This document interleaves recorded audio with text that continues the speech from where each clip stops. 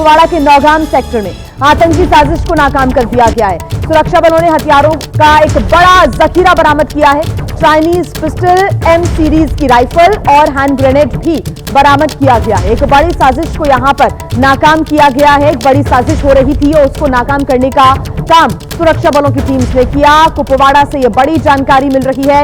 Nowgam sector में आतंकी साजिश को नाकाम किया गया। सुरक्षा बलों ने हथियारों का एक बड़ा जखीरा बरामद किया है। नौगाम वही सेक्टर है जहां पर लगातार ऑपरेशन चलाए जा रहे हैं और साथ ही साथ आतंकियों को खदेड़ने का प्रयास लगातार हो रहा है। ऐसे में कुपवाड़ा से यह बड़ी जानकारी, जहां पर नौगाम सेक्टर में आतंकी साजिश को नाकाम किया गया और सुरक्षा बलों ने हथियारों का एक बड़ा जखीरा बरामद किया है। चाइनीज पिस्टल, एम सीरीज की राइफल और हैंड ग्रेनेड बरामद हुआ है। और इस बीच नमस्ते भारत में एक और बड़ी खबर आपको बता दें, टीएमसी विधायक हुमायूं कबीर ने विवादित बयान दिया है। इस विवादित बयान में नई बाबरी मस्जिद बनाने की बात कही है। मुर्शिदाबाद में रखी जाएगी बाबरी मस्जिद की नींव, कहना है हुमायूं कबीर का। 6 दिसंबर को बाबरी मस्जिद की नींव रखी जाएगी। साथ ही हुमायूं कबीर ने कहा कि मस्जिद को पूरा होने में 3 साल का वक्त लगेगा। कार्यक्रम में 2 लाख लोगों की भीड़ भी जुटेगी, यह दावा करते हुए हुमायूं कबीर नजर आए और कहा कि नींव रखी जाएगी और 3 साल में मस्जिद बनकर तैयार हो जाएगी। 6 दिसंबर को बाबरी मस्जिद की नींव रखी जाएगी। हालांकि यह बयान देने के बाद जो सियासी पारा है वो हाई हो गया है। अलग अलग जो प्रतिक्रियाएं वो सामने आ रही है। बीजेपी भी टीएमसी पर अब हमलावर होती हुई नजर आ रही है। पश्चिम बंगाल में विधानसभा के चुनाव अगले होने हों और ऐसे में ये जो विवादित बयान दिया गया है हुमायूं कबीर की तरफ से, ये एक बड़ा मुद्दा भी बन सकता है, क्योंकि वो ये बात कह रहे हैं कि 6 दिसंबर को बाबरी मस्जिद की नींव रखी जाएगी। बाबरी मस्जिद का शिलान्यास होगी 6 दिसंबर। स्टेट का मेरा नेता सब लोग को संहति दिवस उद्यापन होगी। मैं वहाँ का बेलडंगा में एक बाबरी मस्जिद 3 साल के लिए काम चलेगी, इसीलिए उनका भित्ति स्थापन होगी। वो मुस्लिम लीडर लोग सब आएगी। मुस्लिम जो जाने वाने वाला है, जो कुरान हदीस, बड़ा नाम बाद में आपको ऐलान कर देंगे। अब देखिए, टीएमसी विधायक हुमायूं कबीर के बयान पर बवाल मचा। यह स्वाभाविक है कि अलग अलग जो प्रतिक्रियाएं वो सामने आना शुरू हो चुकी है। टीएमसी पर बीजेपी विधायक अग्निमित्रा पॉल ने निशाना साधा है और कहा है कि मंदिर मस्जिद कोई भी बना सकता है। टीएमसी धर्म के नाम पर राजनीति करती है। साथ ही बीजेपी ने निशाना साधा, सवाल पूछा कि आखिर टीएमसी ने मुसलमानों के लिए क्या किया, हाथ में बंदूक देकर क्रिमिनल बना रहे हैं। बीजेपी विधायक अग्निमित्रा पॉल ने कहा कि कोई भी मंदिर मस्जिद बना सकता है, लेकिन धर्म को लेकर राजनीति हमेशा टीएमसी करती है। ये काम है टीएमसी का और टीएमसी वाले हमारे मुस्लिम भाई बहनों के लिए आखिर क्या करते हैं, और सिर्फ मस्जिद बना के सब कुछ नहीं हो जाएगा। उनके हाथ में बंदूक देकर आप उन्हें क्रिमिनल्स बना रहे हैं। देखिए, कोई भी मंदिर बना सकते हैं, कोई भी मस्जिद बना सकते हैं, लेकिन धर्म को लेकर और धर्मीय स्थल को लेकर राजनीति तृणमूल करते हैं। आज 6 तारीख जब बाबरी मस्जिद का ये किया गया था, डेमोलिश किया गया था, उसी दिन आज मुसलमान सेंटिमेंट को इंस्टिगेट करके आज ये तृणमूल के जो हुमायूं कबीर वो आज घोषणा कर रहे हैं कि वो मस्जिद बनाएंगे। लेकिन टीएमसी वाले हमारे मुसलमान भाई बहन के लिए क्या काम किए हैं? ममता बनर्जी जो मुस्लिम वोट को व्यवहार किए, मुस्लिम को यूज किए, उनके लिए क्या काम किए हैं?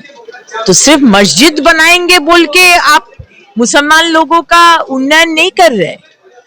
मुसलमान समाज से doctor, engineer, IAS, scientist, IFS नहीं हो रहे, क्रिमिनल्स बना रहे और वो तृणमूल बना रहे। अब देखिए, हुमायूं कबीर ने बयान दिया तो उसके बाद तमाम प्रतिक्रियाएं सामने आ रही हैं। बीजेपी सांसद भी भड़कते हुए नजर आए और ज्योतिर्मय सिंह ने यह पलटवार किया है। कहा है कि अगर बाबरी मस्जिद बनी तो हम वहां मंदिर बनाएंगे। बीजेपी सांसद ने कहा कि हम वहां पर रामलला को वापस लाएंगे। बाबर एक लुटेरा था, उसके नाम पर कुछ भी मंजूर नहीं है। हुमायूं कबीर के बयान पर बीजेपी के सांसद ज्योतिर्मय सिंह महतो ने कहा कि हमारा नारा वही रहेगा, अगर कहीं बाबरी मस्जिद बनती है तो वहां मंदिर बनाएंगे। हमारा तो नारा वही रहेगा, कहीं बाबरी मस्जिद बनता है तो मंदिर वहीं बनाएंगे और रामलला को फिर से लाएंगे। सीधी बात है। ये बाबर कौन था? यहाँ बाबरी मस्जिद क्यों होगा? एक लुटेरा था और उसके नाम से कहीं होता है कुछ तो फिर सोचा जाएगा आगे क्या करना है। हम लोग कोई भी धर्म को छोटा बड़ा नहीं, सब धर्म को सम्मान करते हैं, लेकिन कोई लुटेरा के नाम से कोई बनाता है ये दुर्भाग्य की बात है। तो देखिए, इस पर प्रतिक्रियाएं लगातार सामने आ रही हैं। 6 दिसंबर को नींव रखने का दावा किया जा रहा है। कहा जा रहा है कि 6 दिसंबर को बाबरी मस्जिद की नींव रखी जाएगी। टीएमसी विधायक की तरफ से यह बात सामने आई है। अब बाबरी मस्जिद बनाने के ऐलान पर घमासान हो गया है। टीएमसी विधायक हुमायूं कबीर ने यह ऐलान कर दिया मीडिया के सामने आकर कि 6 दिसंबर को बाबरी मस्जिद की नींव रखी जाएगी। इसमें बड़े नेता शामिल होंगे और 6 दिसंबर को जब बाबरी मस्जिद की नींव रखी जाएगी तो उसमें 2 लाख से ज्यादा लोगों की भीड़ भी जुटेगी, ये कहना है हुमायूं कबीर का। तो ये लगातार बयान के बाद जो तस्वीरें हैं वो सामने आ रही हैं। बीजेपी के विधायक हो, नेता हो या फिर सांसद, वो अब इस पूरे मामले को लेकर भड़कते हुए नजर आ रहे हैं और ये बयानबाजी हो रही है। टीएमसी विधायक की तरफ से जब ये बयान सामने आया तो बीजेपी ने पलटवार भी किया। कहा कि अगर बाबरी मस्जिद आप वहां बनाएंगे तो हमारा वही नारा है कि हम भी रामलला को वापस लेकर आएंगे और वहीं पर मंदिर बनाएंगे। मस्जिद को पूरा होने में करीब 3 साल लगेंगे। हुमायूं कबीर की ये बड़ी बातें हम आपको बता रहे हैं। उन्होंने कहा कि 2 लाख लोगों की भीड़ भी जुटेगी, कहना है यहां पर हुमायूं कबीर का। तो देखिए, बाबरी मस्जिद बनाने के ऐलान पर घमासान हो चुका है। बहरामपुर में राम मंदिर बनाने का ऐलान कर दिया गया है बीजेपी की भी तरफ से। बीजेपी सांसद ज्योतिर्मय सिंह महतो ने यह घोषणा कर दी है कि बाबरी मस्जिद आप बनाएंगे तो उसके बाद हम वहां पर मंदिर बनाएंगे, रामलला को लाएंगे। मुर्शिदाबाद में बाबरी मस्जिद से बनाने से यहाँ की जो सियासत है वो एक बार फिर से गर्माती हुई नजर आ रही है। बेलडांगा में बाबरी मस्जिद की नींव रखी जाएगी। मस्जिद को पूरा होने में 3 साल लगेंगे, हुमायूं कबीर ने कहा। कार्यक्रम में करीब 2 लाख लोगों की भीड़ जुटेगी। तो देखिए, पश्चिम बंगाल के मुर्शिदाबाद में अब तैयारी हो रही है दीदी के राज में नई बाबरी मस्जिद बनाने की। बाबरी मस्जिद की तर्ज पर ही मस्जिद बनाने की यहां पर बात कही जा रही है। बेलडांगा में बाबरी मस्जिद बनाने का ऐलान किया गया है। पश्चिम बंगाल में जल्द ही विधानसभा के चुनाव होने हैं और ऐसे में लगातार अब बीजेपी टीएमसी एक दूसरे पर हमलावर हैं और इस बीच टीएमसी की तरफ से, टीएमसी के विधायक हुमायूं कबीर की तरफ से यह बड़ा बयान सामने आता है। तो उसके बाद ये जो सियासी सरगर्मियां हैं पश्चिम बंगाल में विधानसभा चुनावों के पहले, ये बढ़ती हुई नजर आ रही हैं, साथ ही एक नए मुद्दे को जन्म देती हुई भी नजर आ रही है। और आइए अब खबरों में आगे बढ़ते हैं। आरएसएस प्रमुख मोहन भागवत ने दिया है बड़ा बयान। कहा है कि हिंदू खत्म हो गए तो दुनिया खत्म हो जाएगी। साथ ही मोहन भागवत ने कहा कि हमारी सभ्यता एक अमर सभ्यता है। दुनिया की कई सभ्यताएं मिट गई, कुछ बात तो है जो हस्ती मिटती नहीं हमारी। हिंदू समुदाय हमेशा रहेगा, मोहन भागवत ने कहा। परिस्थिति आती है और जाती है। देखो, दुनिया में सब देशों पर तरह तरह की परिस्थिति आई गई। कुछ देश उसमें समाप्त हो गए, बाकी सब आए, चमके, चले गए। लेकिन इन सब के उदय और अस्त हम नहीं देखे और हम अभी भी है और रहेंगे, क्योंकि एक बेसिक नेटवर्क ऐसा हमने बनाया है अपने समाज का। उसके चलते हिंदू समाज रहेगा। हिंदू नहीं रहेगा तो दुनिया नहीं रहेगी। खबरों में आगे बढ़ते हैं। मुंबई में बीएमसी चुनाव को लेकर सियासी उठापटक शुरू हो चुकी है और सूत्र ये बता रहे हैं कि कांग्रेस ने तय किया है कि वो उद्धव गुट की शिवसेना के साथ मिलकर चुनाव नहीं लड़ेगी। इसकी वजह राज ठाकरे को माना जा रहा है, क्योंकि उद्धव चाहते हैं कि राज ठाकरे महाविकास अघाड़ी में शामिल हों, लेकिन कांग्रेस को ये मंजूर नहीं। वहीं कांग्रेस शरद पवार की एनसीपी के साथ मिलकर कुछ सीटों पर चुनाव लड़ना चाहती है। इसको लेकर बुधवार को शरद पवार के आवास पर कांग्रेस का प्रतिनिधिमंडल भी पहुंचा था। वहीं सूत्र बता रहे हैं कि शरद पवार महाविकास अघाड़ी को टूटने से बचाना चाहते हैं और उद्धव ठाकरे को भी साथ रखना चाहते हैं। अब अगले हफ्ते शरद पवार की एनसीपी और कांग्रेस की बैठक होगी, जिसमें तय होगा कि कौन किसके साथ रहेगा और कौन किसके खिलाफ। उधर उद्धव ठाकरे ने दिल्ली में कांग्रेस हाईकमान से भी संपर्क साधा और मान मनोबल की कोशिश की। चर्चा है कि अगर बात नहीं बनती है तो प्लान बी के तहत उद्धव ठाकरे और राज ठाकरे गठबंधन करके बीएमसी का चुनाव लड़ेंगे। वहीं प्रधानमंत्री नरेंद्र मोदी के दक्षिण अफ्रीका दौरे, मोदी आज G20 शिखर सम्मेलन में हिस्सा लेंगे। बड़े अपडेट्स आपको हम बता दें उनके दौरे से जुड़े हुए। शिखर सम्मेलन के तीनों सत्रों को प्रधानमंत्री नरेंद्र मोदी संबोधित भी करेंगे। कुछ नेताओं के साथ द्विपक्षीय बैठक भी होगी। समिट में दुनिया के बड़े मुद्दों पर बातचीत। आपको बता दें कि पहले दिन जब जोहान्सबर्ग एयरपोर्ट पर प्रधानमंत्री नरेंद्र मोदी पहुंचे तो उनका भव्य स्वागत हुआ। एक बड़े डेलीगेशन के साथ उनकी मुलाकात हुई। कई लोगों ने उनका भव्य यहां पर स्वागत किया और ये एयरपोर्ट की भी तस्वीरें आप देख रहे हैं। वहां रहने वाले भारतीय समुदाय के साथ भी प्रधानमंत्री नरेंद्र मोदी ने बातचीत की। यहां पर रहने वाले भारतीय समुदाय के लोगों ने उनका भव्य स्वागत किया। द्विपक्षीय वार्ता का जो दौर है वो आज भी रहेगा जारी। कई देशों के जो नेता हैं वो प्रधानमंत्री नरेंद्र मोदी के साथ द्विपक्षीय वार्ता करेंगे। G20 शिखर सम्मेलन में हिस्सा लेंगे प्रधानमंत्री नरेंद्र मोदी। आज दूसरा दिन है उनके अफ्रीकी दौरे का। दक्षिण अफ्रीका के दौरे पर हैं। कल वो रवाना हुए G20 शिखर सम्मेलन में हिस्सा लेने के लिए। तो ऑस्ट्रेलिया के प्रधानमंत्री से उनकी मुलाकात हो चुकी है। साथ ही कारोबारियों के साथ, बड़े व्यापारियों के साथ भी प्रधानमंत्री की मुलाकात हुई है। इन्वेस्टमेंट को लेकर भी यहाँ पर चर्चाएं हुई है। भारतीय उद्यमियों के साथ भी प्रधानमंत्री ने मुलाकात की। साथ ही भारतीय समुदाय के साथ जब वो मिलने के लिए पहुंचे तो लोगों में एक अलग ही उत्साह देखने को मिला।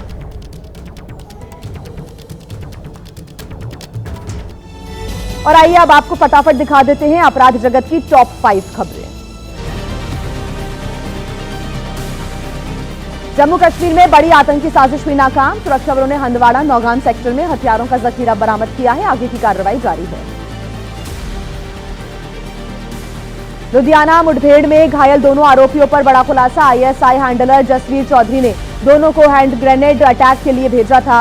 वहीं राजस्थान के रहने वाले बताए जा रहे हैं ये दोनों आरोपी। यौन शोषण के आरोपी चैतन्य आनंद सरस्वती पर कसा शिकंजा। दिल्ली पुलिस आज पटियाला हाउस कोर्ट में दाखिल कर सकती है चार्जशीट। छात्राओं से छेड़खानी के आरोप में तिहाड़ जेल में बंद हैं चैतन्य आनंद। यूपी के बस्ती में पत्नी ने प्रेमी से करवाई पति की हत्या। घर वालों ने 13 नवंबर को ही जबरन करवाया था निकाह। पुलिस ने 3 आरोपियों को अरेस्ट किया। और यूपी के कानपुर की लुटेरी दुल्हन दिव्यांशी को पुलिस ने गिरफ्तार किया। शादी और रेप के फर्जी केस में फंसाकर 12 से ज्यादा लोगों के साथ ठगे थे करोड़ों रुपए। शादी असली लेकिन दुल्हन लुटेरी। अब तक लुटेरी दुल्हनों के सैकड़ों लोग शिकार हो चुके हैं। कई महिलाएं पकड़ी जा चुकी हैं, लेकिन ऐसे मामले रुकने का नाम नहीं ले रहे हैं। अब ऐसा ही एक मामला आया है सामने बुलंदशहर से।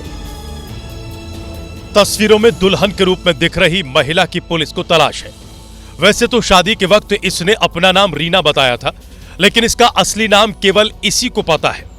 इसके गिरोह के 3 लोग पकड़े गए हैं, लेकिन ये अभी भी पुलिस की गिरफ्त से बाहर है। सीधे साधे लोगों को टारगेट कर उनसे धोखाधड़ी कर कूटरचित दस्तावेज दिखाकर पैसे लेते थे और एवं शादी कराते थे। एवं शादी कराने के बाद जो दुल्हन होती थी उसके माध्यम से जेवरात आदि चोरी करवा लेते थे। दुल्हन बनने वाली रीना पुलिस की गिरफ्त से बाहर है। पुलिस ने गिरोह के शिकार बने अश्वनी प्रताप सिंह की शिकायत पर कार्रवाई की थी। उनसे शादी के नाम पर गिरोह ने 1.5 लाख रुपए लिए थे और शादी के 3 दिन बाद दुल्हन जेवरात और कैश लेकर फरार हो गई थी। दुनिया देखिए पूरी नजर इस पर रही। दुबई एयर शो में शहीद पायलट नमान सियाल की शहादत की खबर मिलते ही हर तरफ मातम पसर गया। खासतौर से कांगड़ा में शहीद नमान के गांव में सन्नाटा है और गांव के लोग शहीद के परिजनों के साथ उनके घर पर मौजूद हैं। दुबई की चमकदार दोपहर में आसमान नीला था, हवा में जश्न का शोर था और आंखें ऊपर टिकी थी, जहां भारत का उड़ता शेर तेजस MK-1A हवा को चीरता हुआ जा रहा था। और फिर अचानक जैसे आसमान से वो फिसल गया और धरती से टकराते ही वो आग का तपता गोला बन गया। हादसे में कांगड़ा के रहने वाले तेजस के पायलट नमान सियाल शहीद हो गए। निधन की खबर मिलने के बाद से ही नगरोटा बगवा क्षेत्र में मातम छाया है। गांव के लोग शहीद के परिजनों के साथ उनके घर पर मौजूद हैं। नमांश की पत्नी भी वायुसेना में अफसर है और वे पत्नी और बेटी के साथ हैदराबाद में ही रहते थे। शहीद पायलट के पिता भारतीय सेना में अधिकारी रहे हैं। बाद में उन्हें हिमाचल शिक्षा विभाग में सरकारी नौकरी मिली, जहां से वे प्रिंसिपल के पद से रिटायर हुए थे। इस समय माता पिता भी घूमने के लिए हैदराबाद गए हुए थे। वहीं पर नमांश की शहादत की खबर मिली। दुबई एयर शो में नमांश के निधन पर हिमाचल प्रदेश के CM सुखविंदर सिंह सुक्खू ने दुख जताया है। वहीं पूर्व सीएम प्रेम कुमार धूमल ने भी निधन पर शोक व्यक्त किया है। तो ये खबर आपने देखी कैसे दुबई एयर शो में एक बहुत बड़ा हादसा हो गया। वहां भारतीय फाइटर विमान तेजस क्रैश हो गया। यह हादसा हजारों लोगों की भीड़ के सामने एयर शो में फ्लाइट डिस्प्ले के दौरान हुआ। आसमान में करतब दिखा रहा तेजस अचानक से नीचे आ गिरा। तेजस विमान तेजी से नीचे आया और जमीन से टकरा गया और टकराते ही तेजस विमान में आग लग गई। फाइटर प्लेन धू कर चलने लगा। दुबई के एयर शो को देखने के लिए बड़ी संख्या में लोग मौजूद थे। जैसे ही विमान क्रैश हुआ, खलबली मच गई।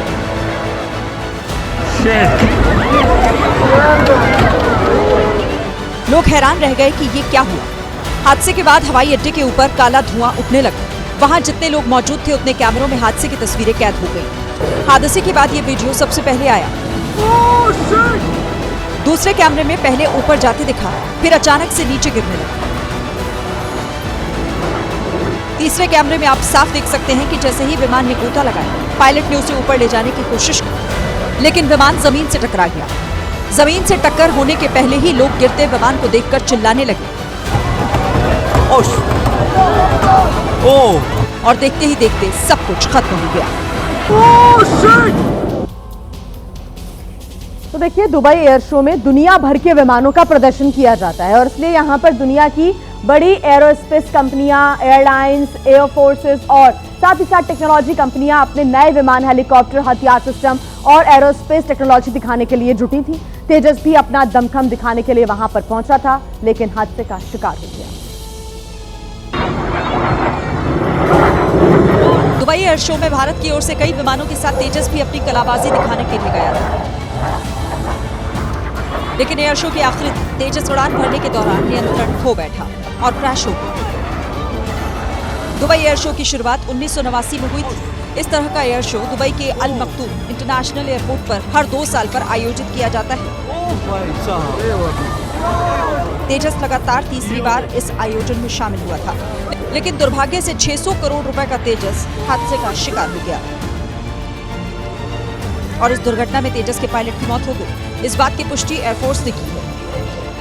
तेजस जेट क्रैश होने की ये दूसरी घटना है। इससे पहले 2024 में राजस्थान के पोखरण में युद्धाभ्यास के दौरान इंजन फेल होने की वजह से तेजस क्रैश हो गया था। महाराष्ट्र के पुणे में एक गांव के लोग तेंदुए से डरे हुए हैं, सहमे हुए हैं। तेंदुआ आए दिन लोगों पर हमला कर रहा है, लेकिन अब इन लोगों ने तेंदुए का इलाज भी ढूंढ निकाला है। ये लोग अपने गले में जो चीज बांध रहे हैं उसके चारों तरफ बड़ी बड़ी कीलें लगी हैं, क्योंकि तेंदुआ सीधे गले पर हमला करता है और अगर तेंदुए ने इनके गले को दबोचने की कोशिश की तो उसे नुकसान होगा। कुछ दिन पहले एक महिला ने अपनी आंखों से तेंदुए के हमले को देखा था। तब तेंदुए ने एक कुत्ते पर अटैक किया, लेकिन कुत्ते की गर्दन में कील वाली बेल्ट थी, जिसके चलते कुत्ते की जान बच गई और उसी के बाद इन किसानों ने भी कील वाली बेल्ट पहनने का फैसला किया। इसे देखते हुए अब प्रशासन इलाके में 3000 से ज्यादा कील वाली बेल्ट बांट रहा है, ताकि खेत में काम करने वाले लोग सुरक्षित रहें। दरअसल शिरूर तालुका के पिपरखेंड इलाके में पिछले 20 दिनों में 3 लोगों की जान तेंदुए के अटैक से जा चुकी है। लगातार बढ़ रहे खतरे के बीच अब गांव के लोगों ने सेल्फ डिफेंस के लिए एक अनोखा तरीका खोज निकाला, जिसकी चर्चा दूर दूर तक हो रही है। प्रशासन का भी मानना है कि पिछले कुछ समय से तेंदुए के हमले के मामलों में बढ़ोतरी आई है। प्रशासन की टीम भी गाँव में तैनात है। कुछ तेंदुओं को पकड़ा भी गया, लेकिन इनकी संख्या इतनी ज्यादा है कि प्रशासन की सारी कोशिश फेल साबित हो रही है। और आइए अब बात यूपी के बस्ती की, जहां से एक शादीशुदा युवक के कत्ल का सनसनीखेज मामला सामने आया। पुलिस ने जब तफ्तीश के बाद मर्डर का राज खोला तो हर कोई हैरान रह गया। बीते 13 नवंबर को अनीस की शादी रुखसाना के साथ बड़े धूमधाम से हुई थी। लाल जोड़े में रुखसाना जब अनीस के घर आई तो शादी की बाकी की रस्में अदा हुई, लेकिन शादी के ठीक 7 दिन बाद ही पति अनीस की किसी ने गोली मारकर हत्या कर दी। पुलिस ने जब पूरे मामले की तफ्तीश की तो पता चला कि हत्या को अंजाम किसी और ने नहीं बल्कि रुखसाना ने अपने पूर्व प्रेमी के साथ मिलकर दिया। पुलिस के मुताबिक प्रेमी रिंकू पता पूछने के बहाने अनीस के घर आया और कुछ देर आगे ले जाकर उसकी गोली मारकर हत्या कर दी।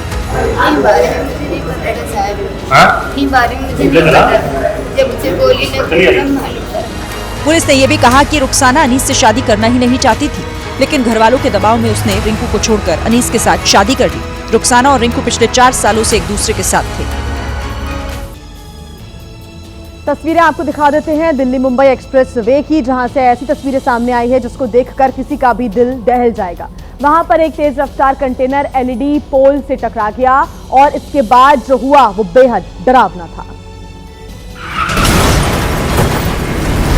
जैसे ही हुई टक्कर, आग लगी भयंकर। दिल्ली से मुंबई के लिए निकला कंटेनर देखते ही देखते स्वाहा हो गया। कंटेनर चला रहा ड्राइवर मौके पर ही जिंदा जल गया। तस्वीरों को देखिए, खाली सड़क पर दूर से ट्रक आता दिखा। बीच की लेन में चल रहा कंटेनर अचानक आखिरी लेन पर पहुंच गया और फिर सीधे सड़क किनारे लगे पोल से टकरा गया। पोल से टकराते ही कंटेनर जमीन पर गिर गया। फायर ब्रिगेड की टीम मौके पर पहुंची, आग बुझाने का अभियान शुरू हुआ। हादसे की शुरुआती वजह ड्राइवर को नींद आना माना जा रहा है। और वहीं महाराष्ट्र के जालना से एक हैरान कर देने वाली खबर आई है सामने। यहां पर एक 13 साल की छात्रा ने स्कूल की छत से कूदकर अपनी जिंदगी हमेशा के लिए खत्म कर ली। सुबह लगभग 7:30 बजे जैसे ये घटना घटी, पूरे परिसर में खलबली मच गई। जानकारी के मुताबिक आरोही रोज की तरह स्कूल पहुंची थी, तभी पिता के पास फोन आया कि आरोही ने सुसाइड कर लिया। 8वीं में पढ़ने वाली छात्रा आरोही बिडलान ने ये आत्मघाती कदम क्यों उठाया, अभी तक ये एक रहस्य है। घटना की जानकारी मिलते ही पुलिस मौके पर पहुंची और मामले की तफ्तीश शुरू की। आणि त्याचा एडी दाखल करण्याची प्रक्रिया चालू आहे। सर्व पोलीस आणि आपण त्यामध्ये तपास करत आहोत की खरा काय प्रकार आहे, त्याचं कारण काय आहे आणि काय आहे। याच्यासाठी मी 3 टीम फॉर्म केलेल्या आहेत। इधर परिजनों ने आरोप लगाया कि आरोही ने शिक्षकों के उत्पीड़न की वजह से ऐसा किया है, क्योंकि वो काफी दिनों से परेशान चल रही थी। ये विश्वास करना जरा मुश्किल होगा, लेकिन एक युवती ने प्लान बनाकर जो गुनाह कर दिया, जिस पर यकीन करना बेहद मुमकिन ही नहीं है। एक बार नहीं बल्कि 24 साल की उम्र में इस लड़की ने 15 बार शादी की, लेकिन कहते हैं कि कानून के हाथ बहुत लंबे होते हैं। आखिर में वो पकड़ ली गई। 24 साल की उम्र में 10 दिनों में 15 शादियां की और दुल्हों से 52 लाख रुपए ठग लिए। लुटेरी दुल्हन के गुनाहों की ये तस्वीरें हैं। 1, 2, 3, 4, 5, 6, 7, 8, 9, 10, 11, 12, 13, 14 और शादी की ये 15 तस्वीर। फर्जी दस्तावेज बनाकर लुटेरी दुल्हन चांदनी ने गुजरात के लड़कों को निशाना बनाया। ये शादी करती थी और कुछ दिन के बाद गहने लेकर फरार हो जाती थी। मुख्य आरोपी की सहेली भी 4 शादियां कर चुकी है। इनकी उल्टी गिनती तब शुरू हुई जब अहमदाबाद के रमेश भाई नाम के युवक से शादी हुई। शादी से पहले ही इस गिरोह ने 5 लाख रुपए कैश और गहने ले लिए थे। शादी के बाद गैंग के सदस्य कथित पिता के बीमार होने का बहाना बनाकर चांदनी को लेकर चले गए।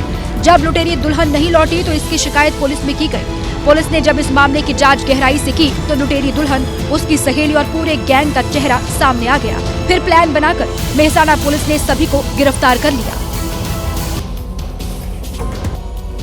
और अब बात मध्य प्रदेश से आई एक ऐसी तस्वीर की, उसको देखकर किसी की भी आंखें शर्म से झुक जाएंगी, जहां के दमोह में कुछ दबंगों ने एक व्यक्ति को जंजीरों से बांध दिया। न सिर्फ जंजीर से बांधा बल्कि बांधकर उस पर ताला भी लगा दिया। हैरानी की बात तो ये रही कि सब कुछ बीच बाजार हुआ। वो रेंगता रहा, लोग देखते रहे, लेकिन किसी की हिम्मत नहीं हुई कि जंजीरों में बंधे व्यक्ति को खोल दे। कई घंटे इसी हालत में सड़कों पर रेंगते रहने के बाद आखिरकार कुछ लोगों को दया आई और पुलिस को सूचना दी गई। पुलिस आई और जंजीर का ताला तोड़कर उसको आजाद किया गया। उसके साथ ऐसा करने वाला कौन है वो ये बताने की हालत में नहीं है। पुलिस के मुताबिक पीड़ित व्यक्ति मानसिक रूप से कमजोर है। नासिक के मालेगांव में 4 साल की मासूम बच्ची के साथ रेप और हत्या के बाद वहां की जनता आक्रोशित हो गई। न सिर्फ पुरुष बल्कि महिलाओं के साथ छोटे छोटे बच्चे भी सड़कों पर उतर आए। हाथों में बैनर और तख्तियां लेकर हजारों सड़क पर उतरे और पूरे मालेगांव को बंद कर दिया। इस प्रदर्शन में बड़ी संख्या में महिलाएं भी शामिल हुई। उनके हाथों में फांसी की मांग वाली तख्तियां थीं। महिलाएं अपने छोटे छोटे बच्चों को लेकर सड़क पर थीं।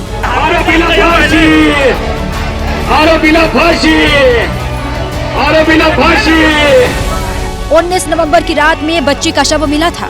बच्ची से दरिंदगी हुई थी। जब ये खबर नासिक के मालेगांव के लोगों तक पहुंची तो गुस्सा फूट पड़ा। और देखिए 20 नवंबर की सुबह आग की तरह खबर पूरे जिले में फैल गई थी। जिसने भी मासूम बच्ची की तस्वीर देखी उसका दिल रो पड़ा। क्योंकि बच्ची को काफी टॉर्चर किया गया था। रात में ही बड़ी संख्या में लोग घर से बाहर निकलकर प्रदर्शन करने लगे थे। गुस्साए लोगों ने आरोपी का पुतला फूंका और बच्ची को श्रद्धांजलि दी। सुबह होते ही डोंगराले के लोगों ने मालेगांव से गुजरने वाले हाईवे को जाम कर दिया। ग्रामीण टायर जलाकर सड़क पर ही बैठ गए और आरोपी के खिलाफ सख्त एक्शन की मांग करने लगे। पुरुषों के साथ महिलाएं भी सड़क पर धरना प्रदर्शन करने के लिए उतरी। आरोपीला समोर आणा, त्याला आम्ही फाशी देऊ, नाही तर त्याला इथं आमच्या समोर उभं। हंगामा बढ़ने पर स्थानीय नेता भी लोगों के बीच पहुंचे और सरकार से सख्त कार्रवाई की मांग करने लगे। गुस्साए लोगों को मनाने के लिए कई अधिकारी पहुंचे, लेकिन लोग मानने को तैयार नहीं थे।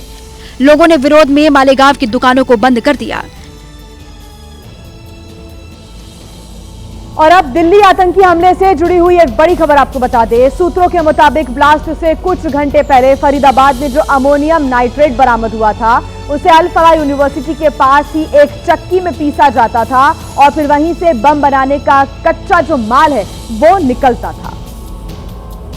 फरीदाबाद के धौज गांव में मिली स्टील की इस चक्की से आतंकी अमोनियम नाइट्रेट पीसते थे और उसी जगह से मिली इस इलेक्ट्रॉनिक मशीन के जरिए अलग अलग मेटल्स को पिघलाया जाता था। ये काम मुजम्मिल एक कैब ड्राइवर के घर पर करवाता। उसकी निशानदेही पर ही अल फलाह यूनिवर्सिटी से लगे धौज गांव में ड्राइवर के घर से दोनों सामान बरामद हुए। धौज गांव से 4 किलोमीटर दूर फतेहपुर तगा गांव में 10 नवंबर को अमोनियम नाइट्रेट की 50 बोरियां मिली थी। सूत्रों के मुताबिक अब साफ हो गया है कि एक गांव से अमोनियम नाइट्रेट लाकर मुजम्मिल दूसरे गांव की चक्की में उसे पिसवाता था और उसके पाउडर से बम बनाया जाता था। और मुजम्मिल के साथ उसकी साथी डॉक्टर शाहीन के फोन की भी जांच की गई और सूत्रों के मुताबिक जब उसके फोन का डेटा निकाला गया तो एक बहुत बड़ा खुलासा हुआ। मालूम ये चला है कि शाहीन आतंकियों की फंडिंग में मेन रोल भी निभा रही थी। सूत्रों के मुताबिक डॉक्टर शाहीन भारत में आतंकी गतिविधियों में शामिल लोगों के लिए पैसे जुटाने का काम करती थी। इसके लिए डिजिटल मनी बिटकॉइन के जरिए पैसों का ट्रांसफर होता था। शाहीन को जैश ए मोहम्मद और अलकायदा के हैंडलर बिटकॉइन के जरिए 9 लाख रुपए भेजते थे। फिर शाहीन यहाँ 10 से ज्यादा अकाउंट्स में उन पैसों को डाला करती थी। इसके अलावा हवाला के जरिए भी शाहीन के पास 6 लाख से ज्यादा रुपए आए। ये पैसे सऊदी अरब, तुर्की और सीरिया की तरफ से आए थे। इतने पैसों से भी शाहीन का काम नहीं होता था। वो आतंकियों के लिए और पैसे जमा करने की नियत से लोगों से चंदा मांगा करती थी। शाहीन लोगों से मुसलमानों के सस्ते इलाज के लिए अस्पताल बनवाने के नाम पर पैसे लिया करती थी। इसके अलावा अपनी कमाई से भी 4 लाख रुपए वो आतंकियों के लिए अलग से निकाल कर रखती थी।